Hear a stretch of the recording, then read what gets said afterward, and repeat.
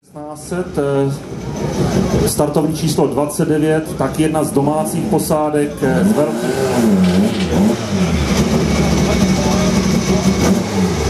z Velkých Karlovic dorazili Robert Kočiska s Michalem Drozdem.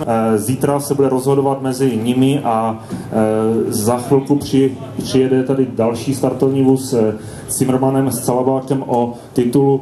Jak to vypadá noc před tím rozhodujícím závodem, tou rozhodující bitvou?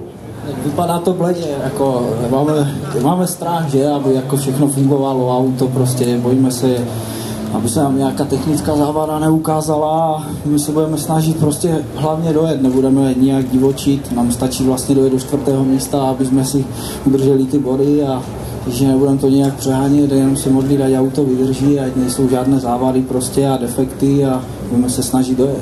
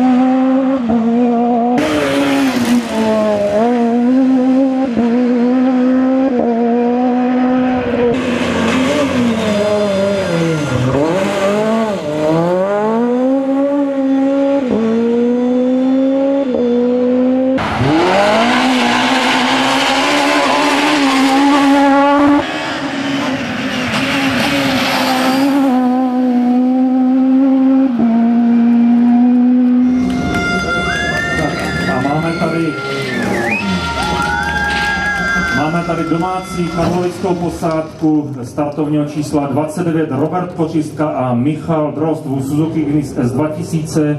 V rámci klasifikace 5 jim patří poháry za 3. místo.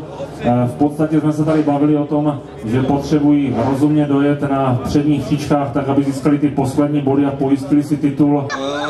Myslím si, že se jelo pořád stejně, malinko jsme z toho byli zklamaní, jako tak nervózní, ale jako na jízdě naší to nic neovlivnilo. Takže myslíte, že kdyby se závodilo naplno, že by to první místo tady bylo a že to byl tady ten pojišťovací výsledek, jak jsme se bavili o tom včera večer, že vám stačí v podstatě rozumně dojet tak, aby se vyhrálo jak v rámci dvoukolek, tak v rámci té třídy 5? No, já si myslím, že bychom dojeli úplně stejně, jako my jsme si udělali dneska chybu sami, že jsme si udělali na 6. rychlostce defekt, ten nás brzdil ze 40 vteřin, takže jsme se propadli dole, ale jinak bychom jeli tak s Pepou to první místo. Pro rok 2012 to je druhé nejprestižnější kategorii dvoukolek Roberta Kočisku a samozřejmě nemalý podíl nebo stejný podíl má i spolujezdec Martin Drozd. V rámci tohoto podniku stačilo na pojištění si titulu mistrů České republiky.